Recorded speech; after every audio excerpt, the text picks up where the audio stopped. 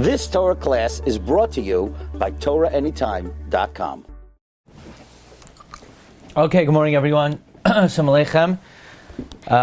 This week we're going to be discussing Daf Mem Tes in Masechta Yevamos. We're going to be focusing on Mem Tes Amud Beis and the Agadata regarding the opinion of Shimon ben Azai, who said Matzasi Megillas Yochsen, that he found a scroll of lineage, and one of the things written on the scroll of lineage was Ish Ploini Mamzer Me Yishasesh, that so and so was a mamzer from a married woman. Now, obviously, the scroll said the guy's name. Otherwise, if the scroll said Ploini, then it's not much of a contribution to Jewish society. If it said Ploini is a mamzer, shkoyach, what is that going to do for us? So obviously, it said his name, Yankel Beryl. The problem is the other two things written on the scroll of lineage seem not to have anything to do with lineage at all. The second statement written on the scroll was Mishnah Rabbi Eliezer ben Yaakov Kavanaki. The teaching of Rabbi Eliezer ben Yaakov was small. There are not so many teachings of Rabbi Eliezer ben Yaakov, but it's clean. We always paskin like him. What in the world does that have to do with Yuchsin? That has nothing to do with Yuchsin. And the fact that Menashe killed Chizkiyahu, that Menashe killed Yeshaya, that's also seems to be irrelevant to Yuchsin. So why are these other two items written on the Megillas Yuchsin? So we're going to turn to the Aruch Laner. By the way, the Aruch Laner was really an amazing personality. Aruch Laner studied in university in Germany, but he is really the Rebbe of almost all the Chachmei Ashkenaz after him. So, for example, Rav Shamshin Rafal Hirsch, Rav Azriel Hildersheimer, and he was a Masmid Atzum. He would stay up the Liman Atar until 2 o'clock, and already 5 a.m. he was already Mukhtar B'Talis Tefillin, and he learned in Talis and Tefillin until midday. So from 5 a.m. until midday, he learned in Talis and Tefillin. He published one of the first Jewish publications called Tzion HaNe'eman, and it was a publication fighting the Reform movement. And his Chidushim are so great that Rabbi Kiva Eger himself wrote notes on the Chidushim of the Aruch Laner. So the Aruch Laner was the Rav in Altona, and he's buried in the same cemetery as Rabbi Yonasan Eibeshitz, Rabbi Yaakov Emden, Rabbi Rafal Hamburger. So he addresses this question. Why was all of this written in Megillas Yochsin? Yesh Loimar, Hakol Noegel Yochsin. All of this information is relevant to Yochsin. Number one, the Mishnah of Rabbi Eliezer ben Yaakov Kavanaki. This teaching that Rabbi Eliezer ben Yaakov's teachings are clean, but we pass on them Shaykh LeYuchsin is very connected to Yuchsin. Al Pimad de Pligi Tanoi de Chidushim, because we have a Machloikis in Chidushim Daf Ayin Zayin regarding the daughter of a ger, whether the daughter of a ger is kosher lekahuna. Right, that's a good question. The daughter of a ger.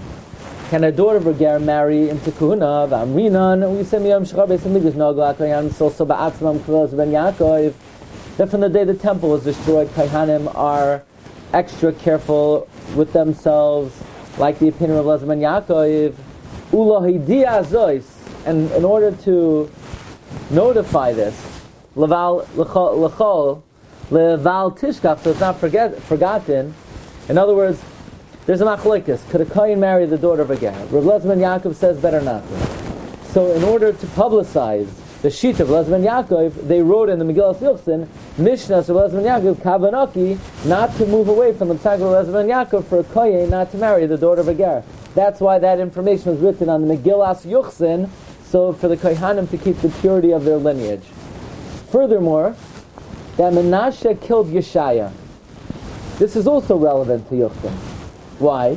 Because the Gemara Bracha says that Yeshaya came to Chizkiyahu and he said, Chizkiyahu, you're a dead man because you don't want to get married. He said, I can't. I see that I'm going to have children that are loy mali. So Yeshaya said, so Chizkiyahu said, let me marry your daughter. Yeshaya made a mistake. Yeshaya should not have allowed Chizkiah to marry his daughter. Look what happened when he married his daughter. He had bad grandchildren. What do you mean? But he's the Navi of Hashem, sent to Chizkiah to tell him to get married. Fine. But Chizkiah had a valid taina. His taina was, why should I get married? I'm going to have bad children. So Yeshaya said, it's none of your business. You have to get married. But nobody said that Yeshaya has to give him his daughter. That's not, that might be Yeshaya's business. It's not Chizkiah's business not to get married. But it's Yeshaya's business not to marry off his daughter to him. And look what happened, because he did. So it's written in the Megillas Yuchsin, this story, to teach how careful someone has to be to ensure that their lineage is pure and remains pure. This was notified, Yeshaya gave his daughter to Chizkiah,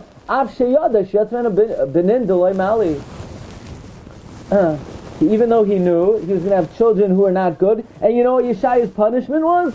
That the kid who wasn't good killed him.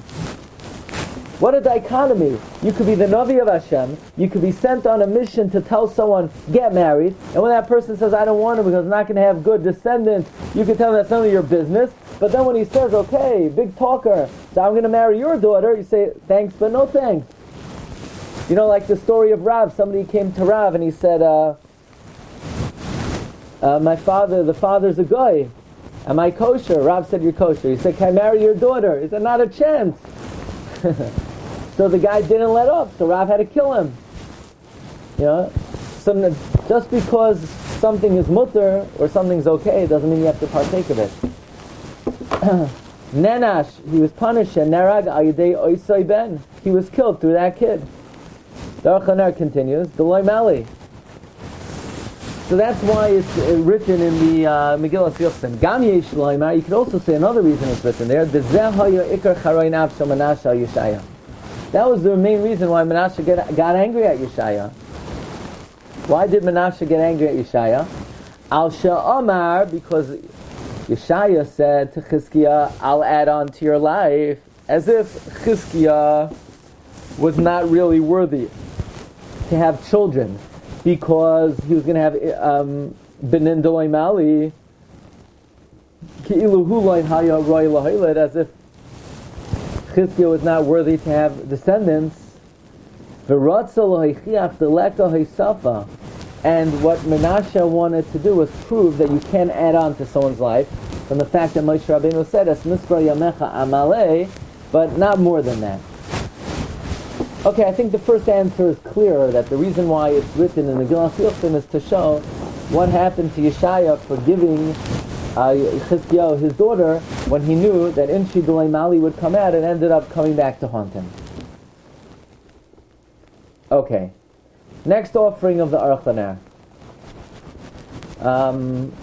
The Gemara says that Menashe ran after Yeshaya to kill him. So Menashe ran after Yeshaya to kill him. So Yeshaya said a shame, and he was swallowed by the tree. And Menashe said, bring me the tree. And they started hacking away at the tree until they got to his mouth. And Yeshaya was liable for what he said, and he was punished that he was wounded by the mouth and killed by the mouth. Why? Because he said, woe to me that I am doomed.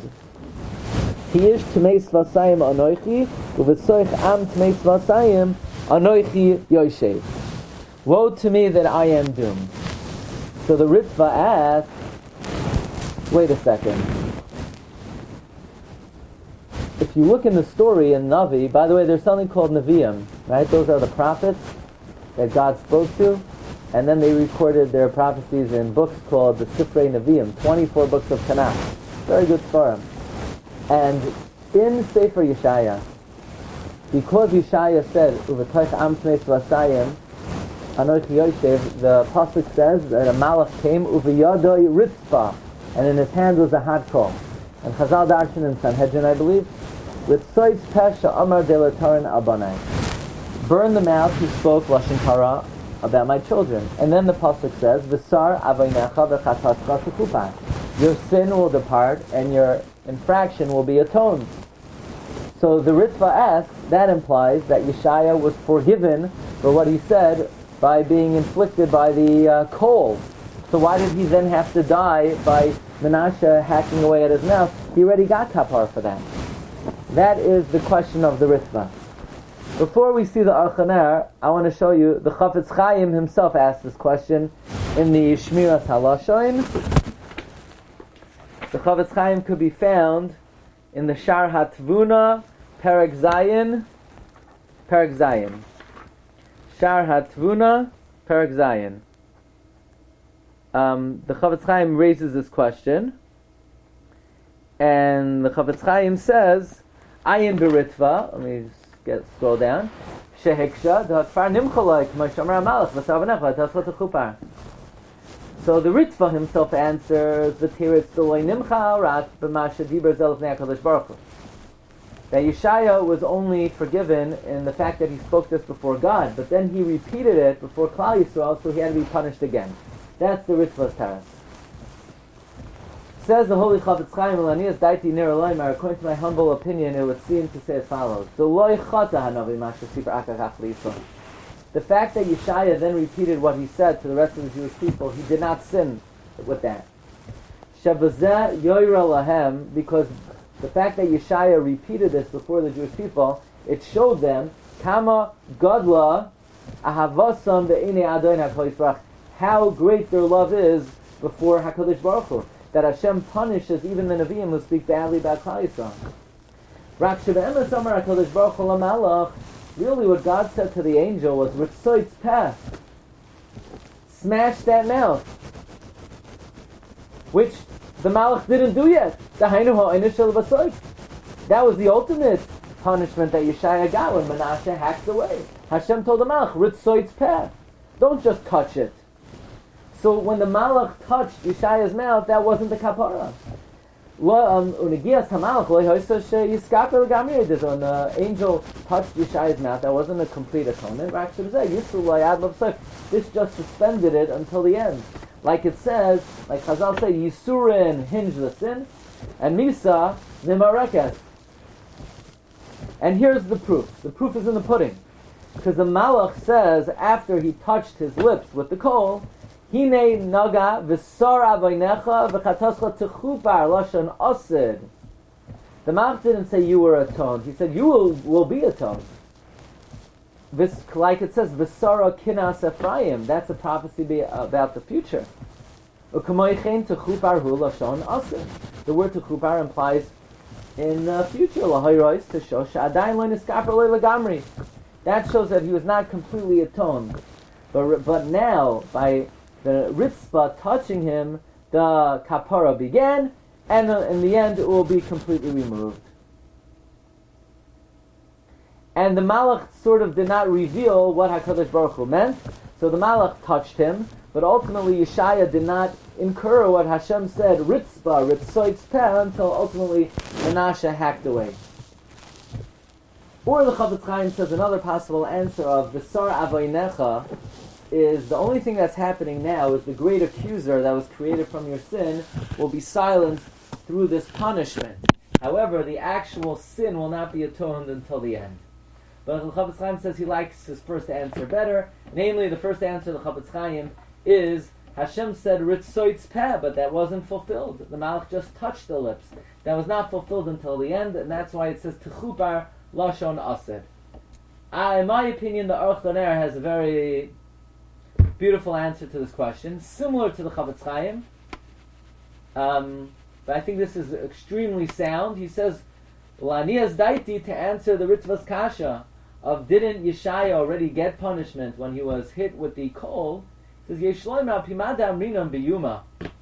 Based on what we say in Yuma, Avain mezid v'chet shogeg. The word avain means intentional, and the word chet means unintentional. Right? The word avain is a mezid, and the word shogeg is a chet. Chet is a shogeg. The Gemara also says in Yuma Daf Pevav that when you do tshuva, zedoinois nasus kishkagos, intentional is downgraded to shogeg. So Hashem says to Yeshaya, you sinned b'mezid. V'sar avoinecha. Right now, the mazid will be removed, and it will be nimchal. But you'll still have a downgraded. Maybe you got the points off, but you still have the fine. Aval adai nishar chatas. There's still a chatas, shu shogeg. V'chatascha, that's techupar in the future when Menashe will hack away. V'chatascha techupar la'asid. V'zeh haya kishanach nafshe kasher matel hade puma. This is what David HaMelech says. Ki avoini agid. I will tell over my sin. And when I tell over my sin, I'll get kapara for my intentional. But edag mechatosi, I'll still worry about my unintentional. Because after I do tshuva, I don't have to worry about my avoin, but I do have to worry about my chatas. So that's what it means. Ki avoini agid edag mechatosi acher shasisi tshuva al avoini muftachani sheneskaperli. After I do tshuva for my avoin, I am guaranteed that it should be atoned for me. Aval adayin edag al chatas. I still worry about my chatas, which is the shoygeg. Now, Rabbi say, how does a person get off even a chatas? That you need to do tshuva me'ahava. You have to do tshuva out of love. If the person does tshuva out of love, then the avonos turn into sufliyos. Okay. One more offering. For this, I want you to take a look at Tosfos. The bottom Tosfos of Mempesamabis. So Yeshaya made a cheshbon. He said, I have good answers to all the stiros that Menashe asked me. Menashe wanted to know that Moshe Rabbeinu said, Lo yirani adam v'chai. And you, Yeshaya, you said, I saw God. Moshe said, God's always available. You, Yeshaya, say, seek out God when He can be found. Moshe said, God will only fulfill your days. And you, Yeshaya, said, I'll add to your days. So Yeshaya said, I have answers to these questions. Namely, the Gemara says, the Nevi'ah, really you can see God and live. What did Yeshaya meant that I saw God? He didn't really see Him. He saw Him Basbaklari Shena Meira. And what does it mean that God is not always available? To a Yachid, He's not always available. Look at the bottom Tosfos.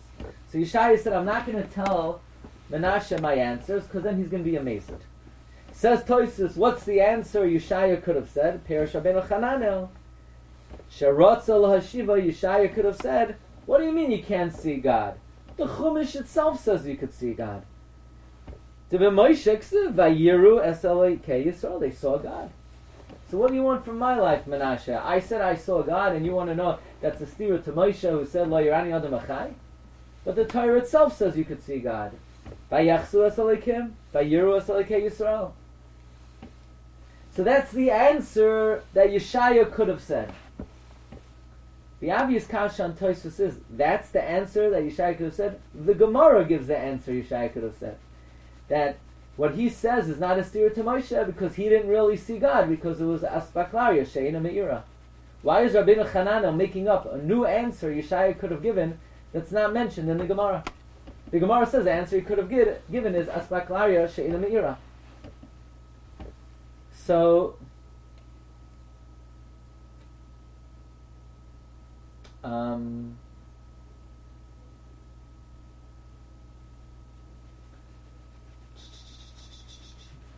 I want to share with you an Aruch Laner. Actually, two Aruch Laners, because it starts in an earlier piece. If I could find it. I don't know if it's here. Oh, here. You see this piece, She'ena Me'ira? Yeshaya didn't really see God, because he saw God through cloudy glasses. So Aruch Laner wants to know, how could Yeshaya say, I saw God, and he was sitting? But he didn't see God. It was very foggy. According to the Gemara, the reason why Yeshaya is not a stira to Moshe said you can't see God and live. So then, why did Yeshaya say, I saw God? So the Gemara said, because he didn't really see him, because it was Asbach Glarya She'ena Me'ira. So why did he say the words, I saw God? The Aruch Laner says, Kasha, Yeshaya Gufa, Eich Amar Va'era Es Hashem, they should have known Shalai Ra, that he didn't really see. V'ta Lizbar Shara, he made a mistake. Because he can't see. Moshe said, Lo Yirani Adam Achai. So it's a kasha on Yeshaya. This is not a good answer. Yeshaya's answer, what kind of answer is that? Oh, I saw God. But what do you mean? Moshe said you can't. I didn't really see him. So if you didn't really see him, why did you say you saw him? So, why did Yeshaya say, I saw God? It was Asbak Larish in Amira. So that's the first piece in Aruch. The rest of the piece didn't come out. I'll tell you what he says, and then we'll read the piece on Rabbeinu Hananel. The Aruch quotes a psikta brought in the Yalkut that when the Malachi Ashores are praising HaKadosh Baruch Hu, Yeshaya saw that the Malachim did not include his praise with them. He was very distressed. He said, it's too bad that I'm a Basar Adam. But if they would have included my praise with them, then I would have lived forever. Anyone who praises God like the Malachim live forever. So the Aruch says, where does it say that if you praise God with the Malachim, you would live forever?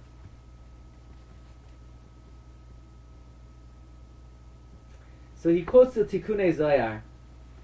That what does Moshe Rabbeinu mean? Ki lo yirani ha'adam v'chai.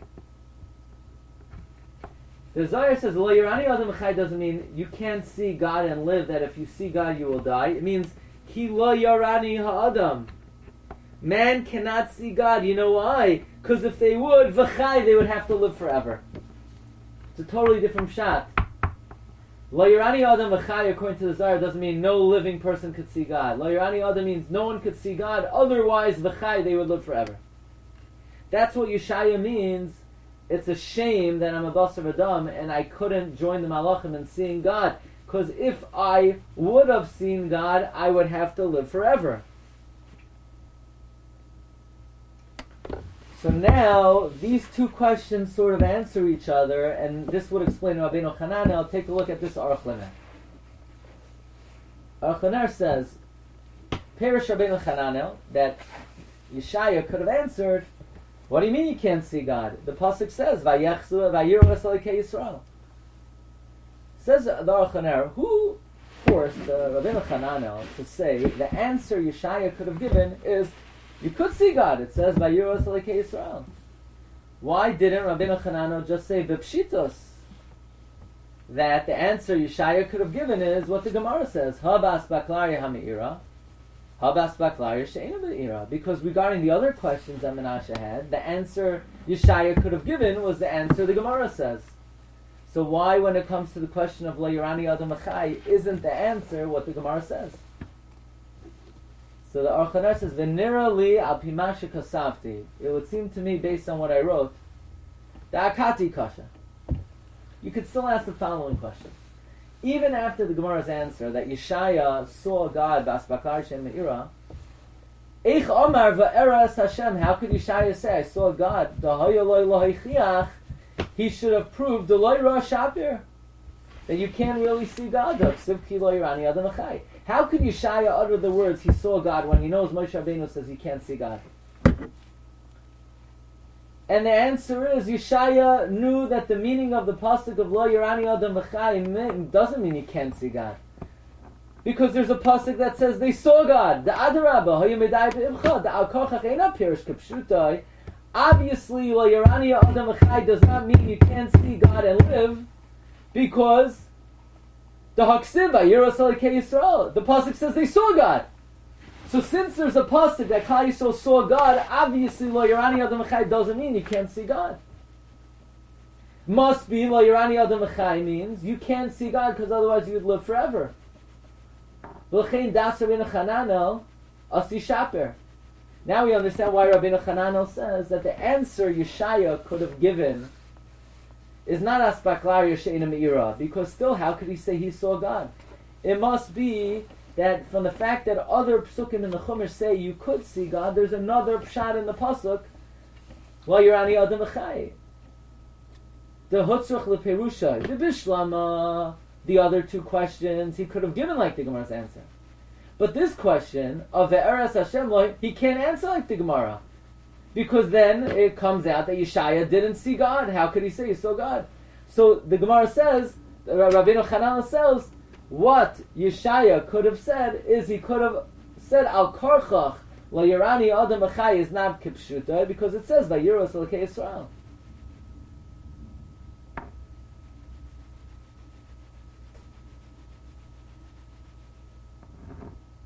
Now, what is that pshat? If the pshat is just wondering, according to that other pshat, is that you can't see God because otherwise you would live forever. So then, Taka, what happened to those? What's pshat in the pasuk? Vayiros Elokei Yisrael. Maybe they were supposed to live forever. We know when Hashem gave us the Torah, we were supposed to live forever. But then because of the Ched HaEgel, Ani Amarti Elohim Atem Uvnei Elyon Kulachem. That was the plan. Achin Ka'adam Timusun.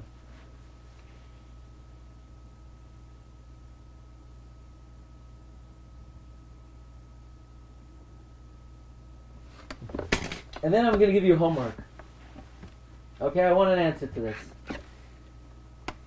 Says Aruch that our Gemara's understanding of Asbaklari Amira Asbaklari She'ina Me'ira, according to Rashi, is that Asbaklari She'ina Me'ira Ukisvurim Lerois. They thought they saw, but they didn't really see. But he says, according to the Zohar in Parshas Va'era, he gives a different answer and a different shad in Asbaklari Amira Asbaklari She'ena Me'ira. And according to this, Vazeh Hakol Asi Shaper, that Yeshaya knew the answer. Yeshaya knew he could have answered that I saw God Basbaklari She'ena Me'ira. So what exactly does that mean? What exactly does the Zohar say in Parshas Va'era, and how would that answer this Gemara different than Rashi? Okay, Mar Rabbi said that's what I got for you today. 3 comments of Aruch. Number 1, why the Megillas Yochsin included the teachings of Rabbi ben Yaakov Kavanaki and Yeshaya killed and Menashe killed Yeshaya.